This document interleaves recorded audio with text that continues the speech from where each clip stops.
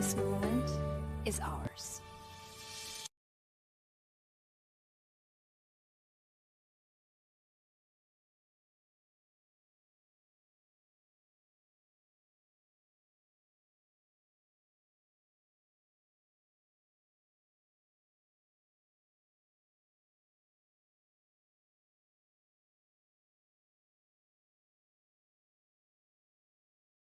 I spent 3 months staring at a ceiling I couldn't turn away from.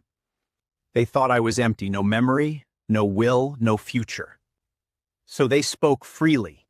They sold my cars. They divided my stock. They planned my replacement. And every word they whispered beside my bed was uploaded to a server I still control. Preston's voice floated through the sterile air of room 402. If we wait any longer, the board will appoint someone else. Sloane's reply cut sharper. Then don't wait. Wait, we need your help to reach 1,000 subscribers. Kindly help us by hitting the subscribe button now. Thank you for your understanding. So if you want to see how Julian exposes every single betrayal, if you want to witness the moment his so-called friends realize they've been caught, and discover whether justice truly prevails when loyalty is tested, then you need to hit that subscribe button and turn on notifications. Because I promise you, the next few minutes will completely shatter everything you thought you knew about trust, friendship, and revenge. This isn't just another story. This is about calculated justice, silent observation, and the ultimate test of human character. So subscribe now, drop a comment telling me if you'd do what Julian did, and let's continue this psychological thriller together. Trust me, you do not want to miss the moment he finally speaks. Now, let's get back to room 402. The fog pressed against the window of UCSF Medical Center like a living thing, gray and patient. I watched it through eyes I couldn't close, in a body I couldn't move. The machines around me hummed their mechanical lullaby. Heart monitor, for drip, ventilator on standby. Dr. Julian Thorne, my younger brother, stood at the foot of my bed with a clipboard, his face professionally neutral. The stroke affected the hippocampus and frontal lobe, he explained to Preston and Sloane. Memory consolidation, executive function, both compromised. He may recognize faces, but contextualization is unlikely. As for decision-making capacity, Eris shook his head. I'm sorry. Julian's not coming back from this. I wanted to laugh. Instead, I blinked once, slowly, exactly as I had every time someone entered the room. The neurologist's assessment was technically accurate. The stroke had happened. The damage was real. What Eris didn't know was that my brain had rerouted itself within 72 hours. Neuroplasticity, they call it. A miracle, some would say. I called it an opportunity. The digital picture frame on my bedside table cycled through photos of my life. Thorne Systems IPO, the Marin Estate at sunset, Sloane and me at some charity gala. The frame was a gift from Elena, my housekeeper, who'd insisted I needed something warm in this cold room. What she didn't know, what no one knew, was that I designed that frame myself 3 years ago. Prototype surveillance, tech disguised as sentimentality. The lens was hidden in the mahogany trim. Every word spoken in room 402 was recorded, encrypted, and uploaded to a private server in Iceland. Preston stepped closer after Eris left. His cologne was too strong, anxiety sweating through expensive fabric. Julian, buddy, if you can't hear me. He paused, glanced at Sloane. We're going to take care of everything. You don't have to worry. Sloane adjusted her Hermes scarf, checked her phone. Preston, he can't understand you. I know, I just... Save it. She moved to the window, arms crossed. Gavin's bringing the papers tomorrow. Once the board declares him incapacitated, we can start liquidating the secondary assets. The Marin property alone will cover. Sloane.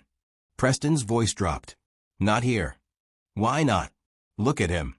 She turned, studied me with the clinical detachment of someone appraising furniture. He's gone, Preston. The sooner you accept that, the sooner we can move forward. I blinked. Once. Twice. The camera captured everything. The betrayals came in waves, each one cataloged and time-stamped. Day 7. Preston addressed the board via conference call from my hospital room. his laptop balanced on the chair beside my bed. Given Mr. Thorne's condition and Dr. Thorne's prognosis, I'm recommending we invoke the incapacity clause. As CFO and designated proxy, I'm prepared to assume interim leadership. Through the speaker, voices debated, ultimately agreeing. Preston's hand trembled as he closed the laptop. He touched my shoulder, an old gesture of friendship now rotten with guilt. I'll take care of the company, Jules. I promise. Day 14. Sloane arrived with her sister and 2 Nordstrom bags. They spoke in loud whispers, the kind people use around the deaf or dead. The engagement ring alone appraised at $400,000, her sister said, eyeing the diamond on Sloane's finger. Are you keeping it? Sloane glanced at me, then slipped the ring off. It feels wrong wearing it now. I'll sell it. Use the money for something meaningful. They laughed. The camera didn't. Day 23. Gavin Reed entered with a leather portfolio, nervous energy radiating from his cheap suit. These are the property transfer documents, he told Preston, spreading papers across the rolling tray table. Sign here, here, and here. Once they're notarized, the Marin estate transfers to the discretionary trust. From there, it's a simple sale. Buyers already lined up, off-market deal, no questions asked. Preston hesitated. This is legal. Gavin smiled. Legal enough. He's incapacitated. You have power of attorney. It's what any responsible fiduciary would do. Elena Rosales appeared in the doorway, a tray of food in her hands. Real food, not hospital cafeteria waste. Excuse me, she said quietly. Gavin gathered his papers. Preston stood too quickly, guilt making him clumsy. Elena, we were just handling business. I see. She set the tray down, adjusted my pillow with practiced gentleness. Mr. Thorne needs to eat. Please. After they left, Elena spooned broth into my mouth, patient and unhurried. They think you're gone, she whispered. But I see you, Mijo. I see you in there. She wiped my chin. Whatever you're waiting for, I hope it's worth it. Day 41. The final document arrived. Preston stood at the window, phone pressed to his ear. The board vote is tomorrow. Once they formalize my appointment, we're clear. Transfer everything by end of week. He ended the call, turned to face me. I'm sorry, Julian. I really am. But you'd do the same if our positions were reversed. You taught me that business is survival, not friendship. He left without looking back. I blinked. The server logged the confession. Day 92. The room smelled of antiseptic and betrayal. Preston arrived early with Gavin and 2 notaries, Sloane trailing behind them like an expensive shadow. The final documents were laid out, signatures required in triplicate. This is it, Preston said, pen hovering. After this, the transition is complete. Thorne Systems moves forward. Julian's legacy is protected. The lie sounded almost convincing. I moved my hand. Just a twitch, fingers curling against the blanket. But enough. Preston froze. Did he just... I turned my head, slowly, deliberately, until my eyes locked onto his. Then I spoke, my voice raw from disuse, but clear. Legacy. The word hung in the air like an indictment. Sloane gasped. Gavin stepped backward, papers fluttering. Preston's face drained of color. Julian? You, how long have you? I reached for the picture frame, fingers finding the hidden button. The screen flickered, shifted from photos to video. Preston's voice filled the room. The board vote is tomorrow. Once they formalize my appointment, we're clear. Then Sloane, he's gone, Preston. The sooner you accept that, the sooner we can move forward. Gavin, legal enough. He's incapacitated. 92 days of recorded conversations played in rapid succession. Every whispered scheme, every forged document, every casual cruelty. Elena appeared in the doorway, and behind her, 2 federal agents and my attorney. The real one, not Gavin. Mr. Thorne, the lead agent said, "We've reviewed the evidence you provided. We have enough to proceed." Preston sank into the chair.